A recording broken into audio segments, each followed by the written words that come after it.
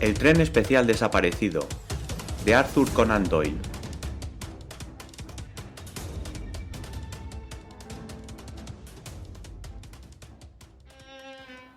La confesión de Herbert de Lernac, hoy condenado a pena de muerte en Marsella, ha arrojado luz sobre uno de los asesinatos más inexplicables del siglo, un suceso, creo, sin precedentes en los anales del crimen de cualquier país.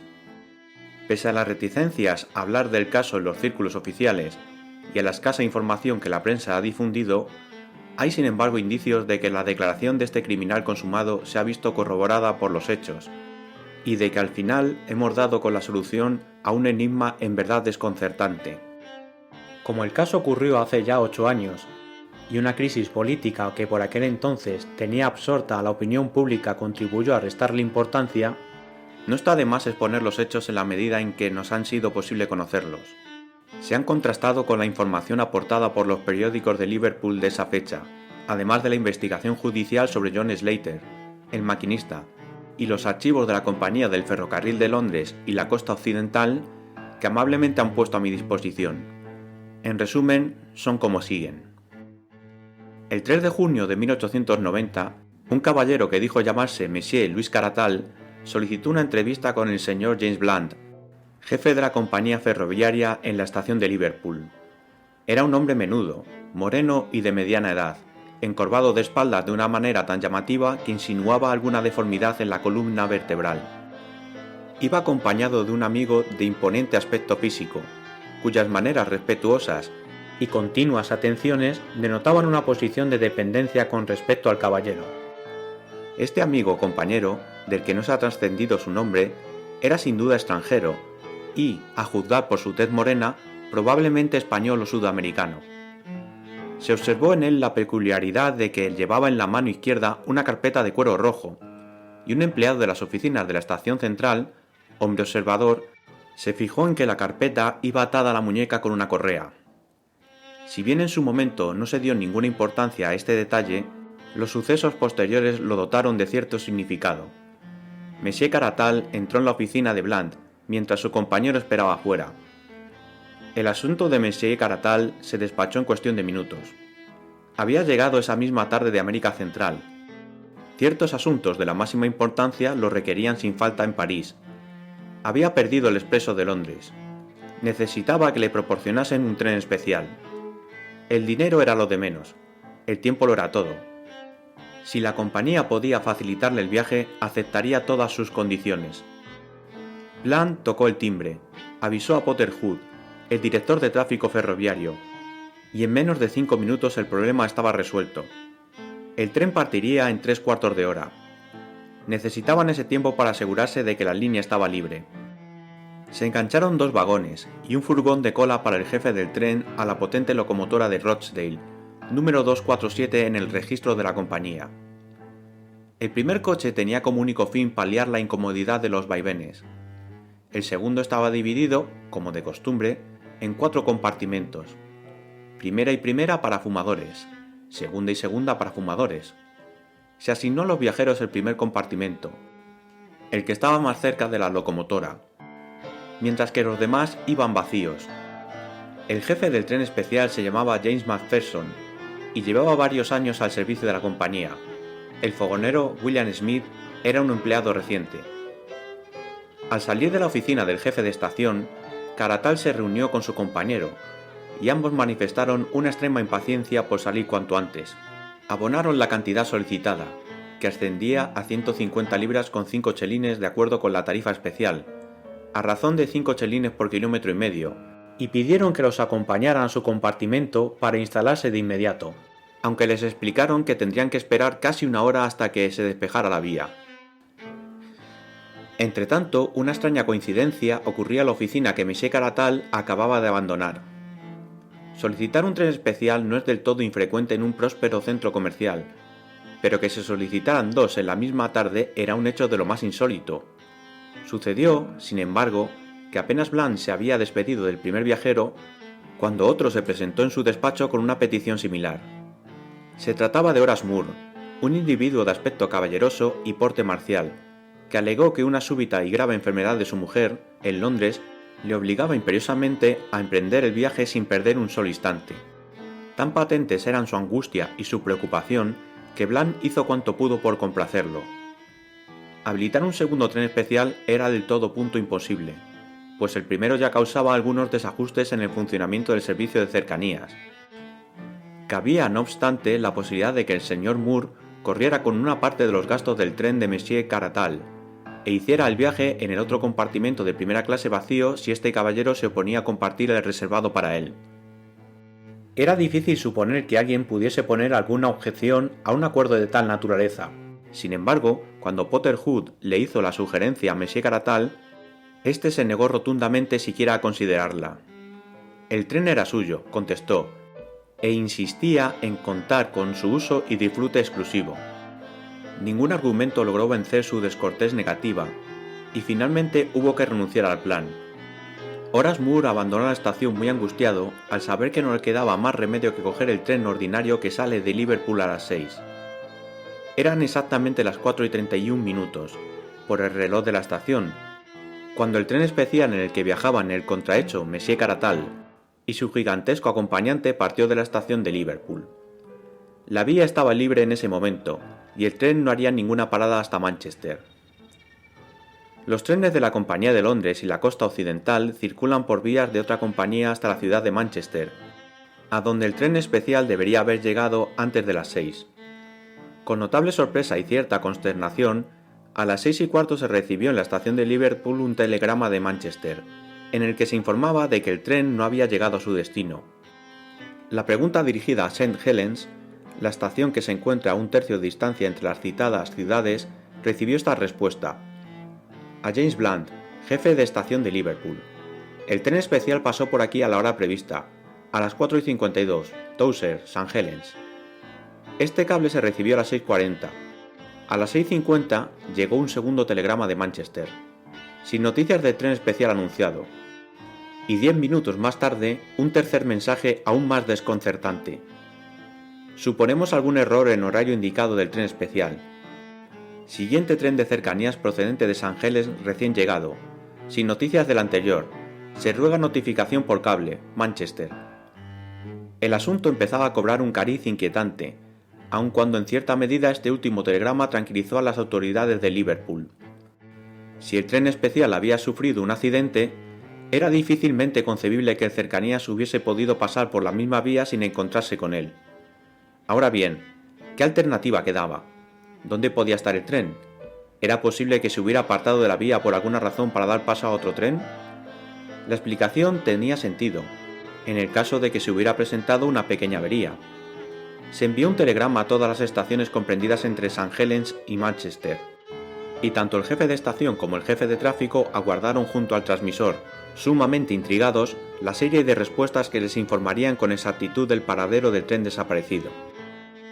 Las respuestas fueron llegando en el orden correspondiente a las preguntas, esto es, en el orden de las estaciones que venían a continuación de St. Helens.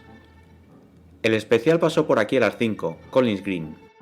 El especial pasó por aquí a las 5:06, Earlestown. El especial pasó por aquí a las 5:10, Neston. El especial pasó por aquí a las 5:20, Keynon en Pelm.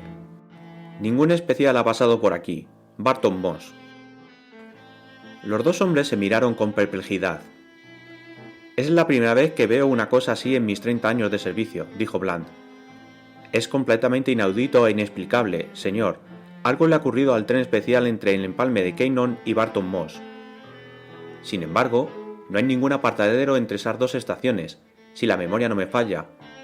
El tren ha tenido que descarrilar.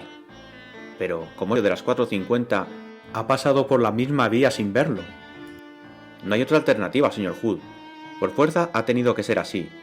Es posible que el tren de cercanías observara algo que aclare el misterio. Enviaremos un telegrama a Manchester para solicitar más información y daremos instrucciones a Kenyon para que inspeccionen la vía al instante hasta Barton Moss. La respuesta de Manchester llegó a los pocos minutos. Sin noticias del especial desaparecido. Maquinista y jefe de tren corto niegan accidente entre Kenyon Empalme y Barton Moss. Vía completamente despejada y sin indicios de nada fuera de lo corriente. Manchester. Habrá que despedir a ese maquinista y a ese jefe de tren, dijo Bland en tono grave. Ha habido un accidente y no se han enterado. Es evidente que el especial ha descarrilado sin bloquear las vías. Cómo ha podido ocurrir escapa a mi comprensión, pero por fuerza ha sido así, y pronto recibiremos algún telegrama de Kenyon o de Barton Moss para confirmar que lo han encontrado en el fondo de un barranco.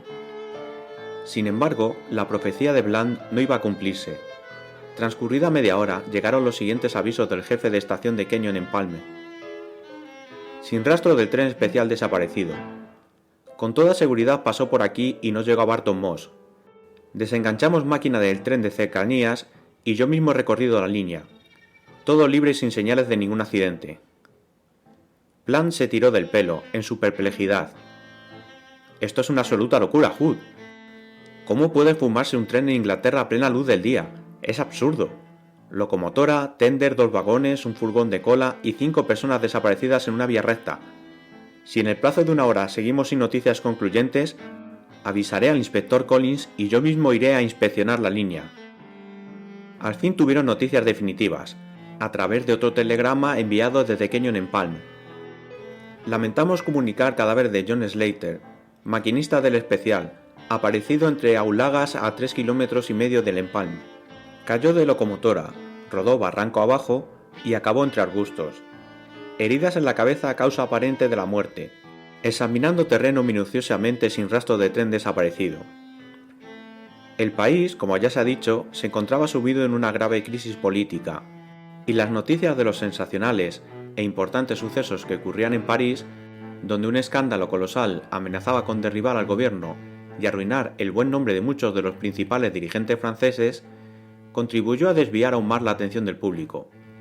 Estos acontecimientos llenaban las páginas de los periódicos, y la extraña desaparición del tren especial despertó una atención mucho menor de la que habría suscitado en tiempos más pacíficos. La grotesca naturaleza del suceso contribuyó igualmente a restarle importancia, ya que los periódicos desconfiaban de la veracidad de los hechos tal y como se habían relatado. Más de un diario londinense trató el incidente como una simple broma ingeniosa hasta que la investigación abierta por el juez de instrucción sobre la muerte del pobre maquinista, investigación que no reveló ningún detalle de relevancia, les convenció de la veracidad de la tragedia. En compañía del inspector Collins, el decano de los detectives al servicio de la compañía ferroviaria, Bland se fue a Kenyon esa misma tarde, si bien su registro se prolongó por espacio de todo el día siguiente sin arrojar ningún resultado. No solo no se encontró ni rastro del tren desaparecido, sino que tampoco fue posible formular ninguna hipótesis que explicase el misterio.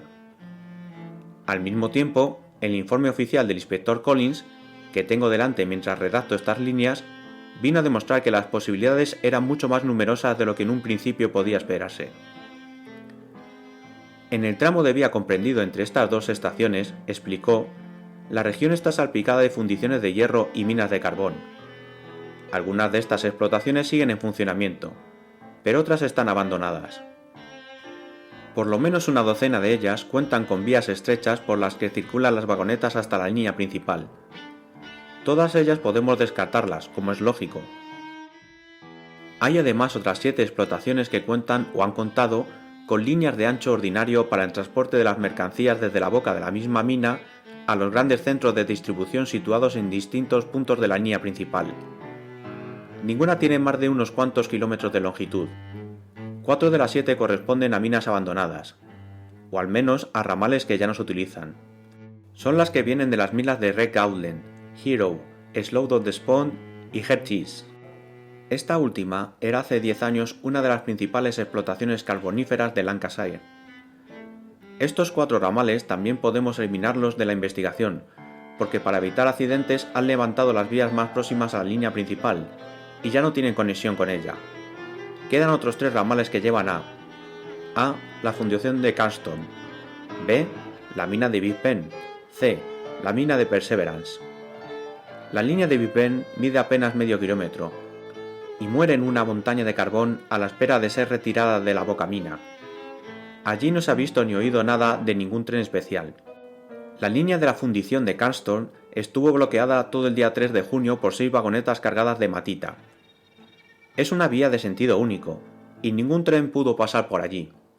La línea de Perseverance es una vía doble y tiene un tráfico considerable, porque la producción de la mina es muy elevada. El día 3 de junio la línea funcionó con normalidad.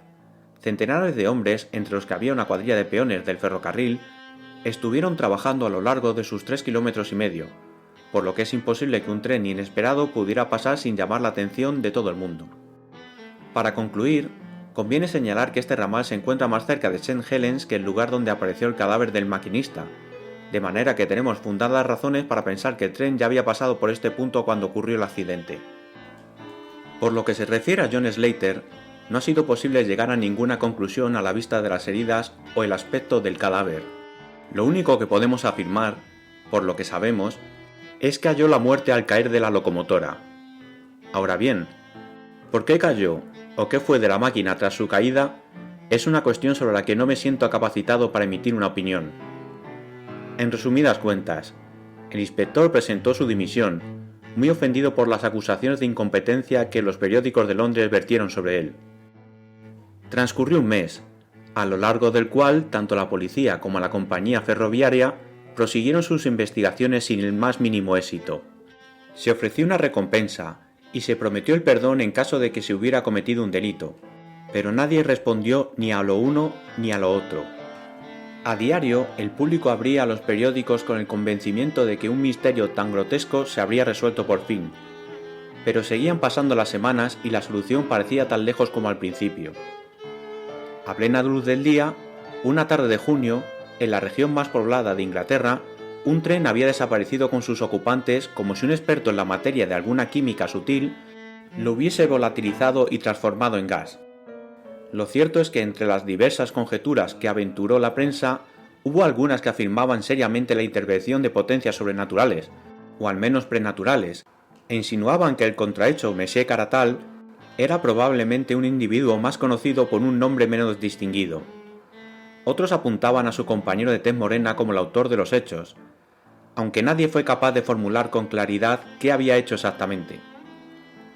Entre las diversas conjeturas publicadas por los periódicos u ofrecidas en privado, hubo un par con trazas de verosimilitud suficientes para llamar la atención del público. Una apareció en el Times, firmado por un aficionado a la lógica que gozaba de cierta fama por aquel entonces, y trataba de exponer el caso de una manera crítica y semicientífica. Baste aquí con un resumen de su razonamiento. Si bien quienes tengan curiosidad, pueden leer la carta completa en la edición de 3 de junio. Uno de los principios fundamentales del razonamiento práctico, señalaba, es que, una vez eliminado lo imposible, en sus residuos, por improbable que parezca, debe hallarse la verdad. Se sabe que el tren pasó por Kenyon en Palm. Se sabe que no llegó a Barton Moss. Es sumamente improbable, aunque posible, que tomara alguno de los 7 ramales comprendidos entre ambos puntos. Es evidentemente imposible para un tren circular sin raíles, y por tanto podemos reducir la improbabilidad a las 3 líneas que hoy continúan en funcionamiento, es decir, la de la fundición de Carston, la de Big Ben y la de Perseverance. ¿Existe alguna sociedad secreta de extractores de carbón, alguna camorra inglesa capaz de destruir el tren y a sus pasajeros? Es improbable, pero no imposible. Me confieso incapaz de ofrecer ninguna otra explicación. Aconsejo sin dudarlo a la compañía de ferrocarril que concentre todas sus energías en la observación de estas 3 líneas, y de los hombres que trabajan allí donde éstas terminan. Una investigación exhaustiva de los prestamistas de la región quizá pudiera sacar a la luz algunos datos significativos. La sugerencia suscitó un interés notable, por venir de una reconocida autoridad en esta clase de asuntos, así como la firme oposición de quienes consideraban que semejante afirmación era un absurdo infundio contra un grupo de hombres honrados y respetables. La única contestación a estas críticas consistió en desafiar a los detractores a que expusieran ante la opinión pública una explicación más verosímil. Esto dio pie a otras 2 réplicas, publicadas en el Times los días 7 y 9 de junio. La primera proponía que el tren podía haber descarrilado y encontrarse sumergido en el canal de Lancashire o Staffordshire, que discurre en paralelo a la vía férrea a lo largo de varios cientos de metros. La idea se descartó al publicarse la profundidad del canal, del todo punto insuficiente para ocultar un artefacto tan grande. El segundo corresponsal llamaba la atención sobre la bolsa que, por lo visto, llevaban los viajeros por todo equipaje, y sugería que ésta quizás contuviera algún novedoso explosivo de una fuerza colosal, capaz de pulverizar el tren, pero el palmario absurdo de suponer que el tren entero hubiera podido explotar y quedar pulverizado sin que los raíles sufrieran daño alguno hizo añicos esta tesis. En semejante atolladero se encontraba la investigación cuando un incidente completamente imprevisto vino a infundir esperanzas que jamás llegarían a verse realizadas. Sucedió ni más ni menos que la señora Macpherson recibió una carta de su marido, James Macpherson, el jefe del tren desaparecido. La misiva, fechada el 5 de julio de 1890, se envió desde Nueva York y llegó a su destino el 14 de julio.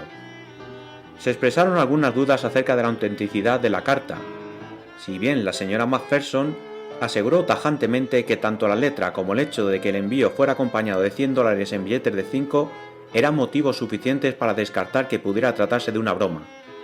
La carta no llevaba remite y decía lo siguiente: Mi querida esposa, lo he pensado mucho y se me hace muy duro estar sin ti.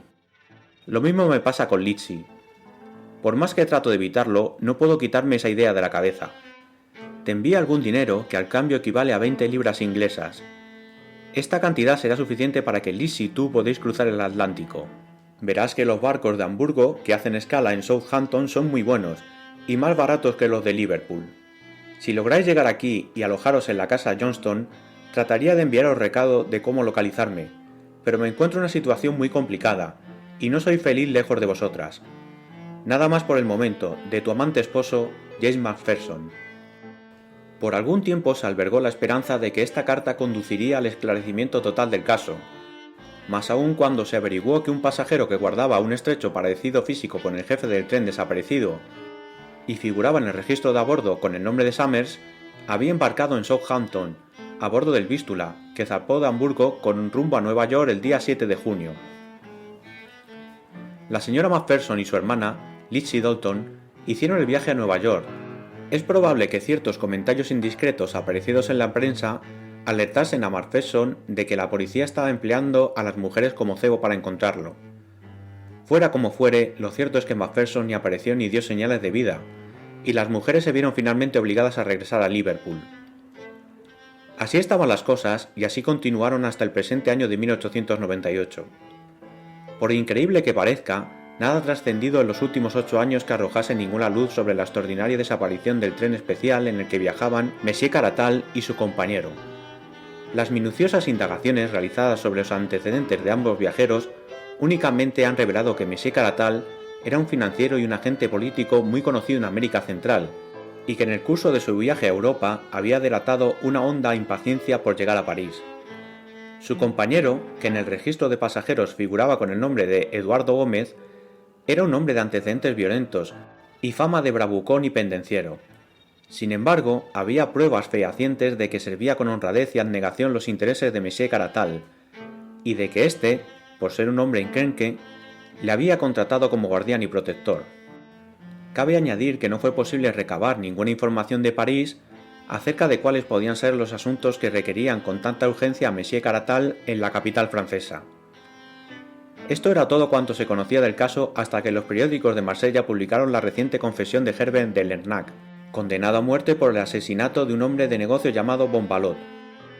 He aquí una traducción literal de su declaración. No es el orgullo ni la jactancia lo que me mueve a divulgar esta información, pues si ese fuera mi propósito, podría referir una docena de hazañas personales igualmente espléndidas. Si lo hago, es con el fin de que ciertos caballeros de París se den por enterados de que yo, que puedo dar noticias del destino de Monsieur Caratal, también puedo revelar, en interés y a petición de quienes se cometió su asesinato, a menos que el indulto que espero llegue inmediatamente. Tomen nota, señores, antes de que sea demasiado tarde. Conocen ustedes a Herbert de Lernac, y les consta que sus actos son tan expeditivos como sus palabras.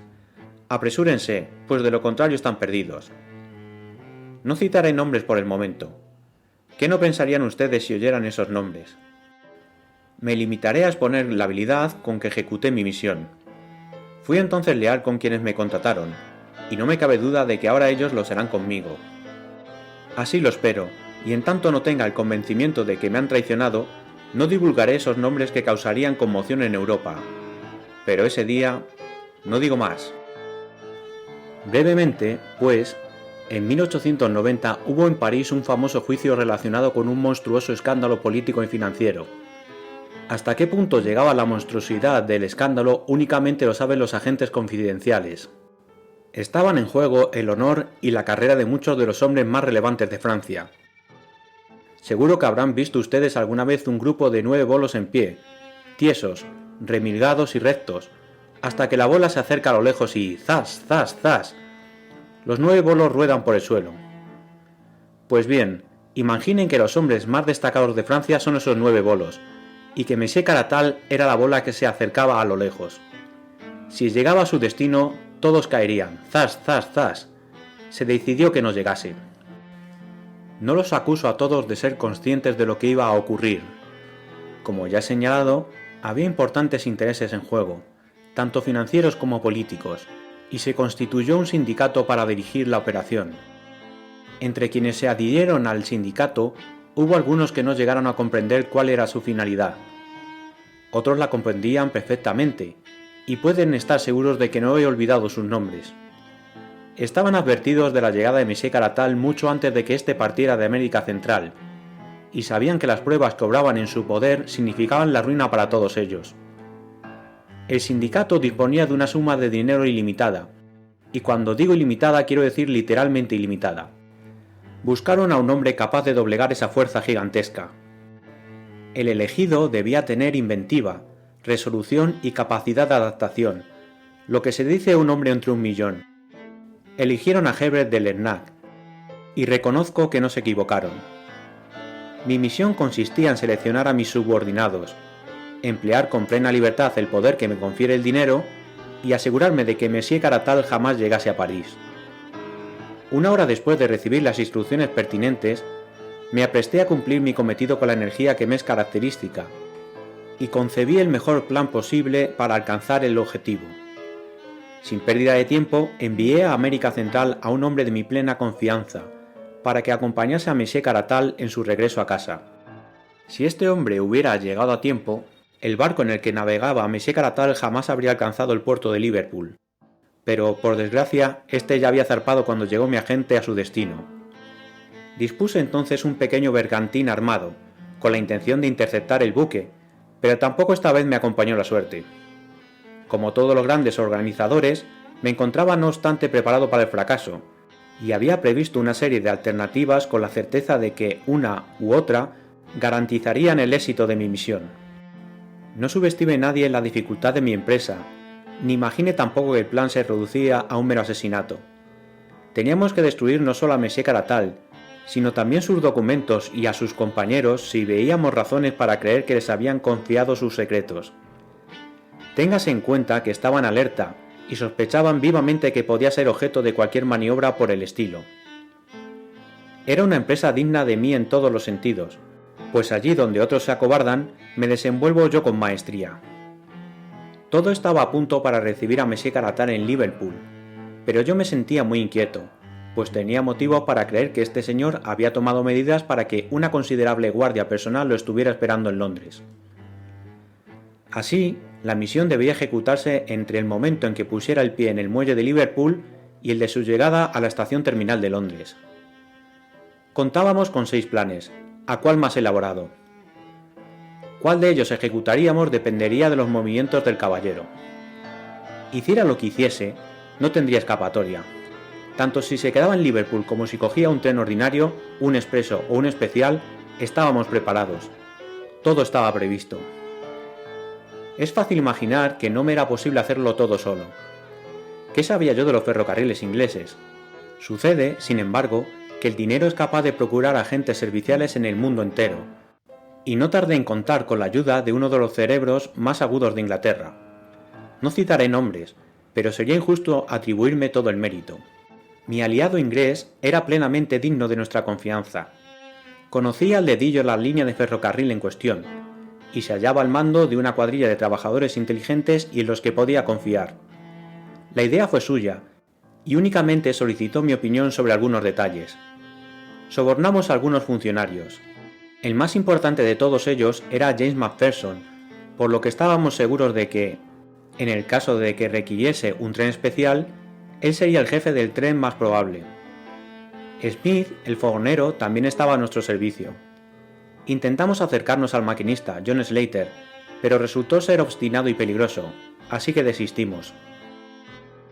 No teníamos la certeza de que Monsieur Caratal fuese a solicitar un tren especial, pero sí nos parecía muy probable, ya que era de vital importancia para él llegar a París sin demora. Hicimos pues los preparativos oportunos para hacer frente a esta contingencia, preparativos que se completaron hasta el último detalle mucho antes de que el vapor en el que este caballero viajaba avistase las costas de Inglaterra. Quizá les divierta saber que uno de mis agentes iba a bordo de la lancha del práctico que guió el vapor hasta el puerto y supervisó la maniobra de atraque. Desde el instante en que Caratal llegó a Liverpool, supimos que barruntaba el peligro y estaba en guardia. Venía escoltado por un individuo peligroso llamado Gómez, un hombre armado y de gatillo fácil. Este individuo llevaba los documentos confidenciales de Caratal y estaba dispuesto a protegerlos lo mismo que a su jefe. Cabía la posibilidad de que Caratal le hubiese hecho algunas confidencias, de manera que eliminar al uno sin eliminar al otro sería un gesto de energía inútil. Los dos debían correr la misma suerte, y nuestros planes a este respecto se vieron muy facilitados al solicitar a estos caballeros un tren especial. Téngase en cuenta que 2 de los 3 empleados de la compañía ferroviaria que iban en ese tren especial estaban a nuestro servicio, a cambio de una suma de dinero que les garantizaba la independencia de por vida. No llegaré al extremo de afirmar que los ingleses son más honrados que los naturales de cualquier otro país, pero sí digo que me ha costado más caro comprarlos. Ya he hablado de mi agente inglés, un hombre con un extraordinario futuro por delante, a menos que algún mal de garganta se lo lleve de este mundo antes de tiempo. Corrieron a su cargo todos los preparativos en Liverpool, mientras yo me hospedaba en la posada de Kenyon y esperaba el momento de recibir una señal cifrada para entrar en acción. Cuando se habilitó el tren especial, mi agente me telegrafió en el acto para advertirme de que me preparase sin tardanza. Él mismo solicitó de inmediato un tren especial, bajo el nombre supuesto de Horace Moore, con la esperanza de viajar con Monsieur Caratal, lo que en determinadas circunstancias habría sido una gran ayuda para nosotros. Si, por ejemplo, nuestro gran Cook fallaba por alguna razón, mi agente se ocuparía de matarlos y destruir los documentos. Sin embargo, Caratal estaba sobre aviso y se negó a compartir el tren con otro viajero. Mi agente abandonó entonces la estación, entró de nuevo por otra puerta y subió al furgón del jefe del tren por el lado contrario del andén para hacer el viaje en compañía de Macpherson. Les interesará saber cuáles fueron entre tanto mis movimientos. Todo estaba listo con varios días de antelación, y ya solo faltaban los toques finales. El ramal que elegimos había estado conectado en otro tiempo con la línea principal, pero ya no lo estaba. Nos bastó con sustituir unos cuantos raíles para volver a conectarlo. Tomamos todas las precauciones posibles para no llamar la atención y así evitar el peligro, y únicamente faltaba completar la conexión con la línea principal y disponer las agujas tal como estaban en su día. Las traviesas seguían en su sitio, y los raíles, eclisas y remaches estaban preparados. Los habíamos cogido de un apartadero situado en el tramo abandonado de la línea. Mi pequeña, aunque competente, cuadrilla de peones lo tenía todo a punto mucho antes de la llegada del tren especial. Cuando vimos que se aproximaba, resultó tan fácil desviarlo hacia el ramal que los 2 pasajeros ni siquiera notaron el cambio de agujas. Nuestro plan era que Smith, el fogonero, anestesiara con cloroformo al maquinista, John Slater, para liquidarlo igual que a los otros 2. En este detalle, y solo en él, falló nuestro plan, descontando la estupidez que cometió Macpherson al escribir a su mujer. Nuestro fogonero fue muy torpe al hacer su trabajo, y Slater, en el forcejeo, cayó de la locomotora. Aunque la fortuna nos acompañó en la medida en que el maquinista se desnucó con la caída, este incidente ha dejado un borrón en lo que por lo demás había sido una de esas rotundas obras maestras que no cabe sino contemplar con silenciosa admiración. El experto en crímenes verá que John Slater es el único defecto de nuestra admirable empresa. Un hombre que como yo ha conocido tantas victorias puede permitirse ser sincero, y por tanto señalo con el dedo a John Slater y afirmo que en eso fallamos. Ahora bien, ya teníamos nuestro tren especial en el ramal de 2 kilómetros que lleva, o, mejor dicho, llevaba a la mina abandonada de Heart Ace, que en su día fuera uno de los yacimientos de carbón más importantes de Inglaterra. Querrán saber ustedes cómo es que nadie vio pasar el tren por esta vía en desuso. La respuesta es que hay una zanja muy profunda a lo largo de todo el ramal, y solo quien se encontrara en el borde de la zanja habría podido verlo. Había alguien en el borde de esa zanja. Yo estaba allí, y me dispongo a contarles lo que vi. Mi ayudante se había quedado al cuidado de las agujas, con el fin de desviar el tren. Lo acompañaban 4 hombres armados, en previsión de que si el tren descarrilaba, nos pareció probable, porque las agujas estaban muy oxidadas, aún dispondríamos de otros recursos. Una vez asegurado de que el tren había entrado en el ramal, mi ayudante dejó la responsabilidad en mis manos. Yo esperaba en un punto desde el que veía la boca de la mina, y también iba armado, como mis compañeros. Pasara lo que pasara, estaba preparado. En cuanto el tren se adentró en el ramal, Smith, el fogonero, disminuyó el ritmo de la locomotora.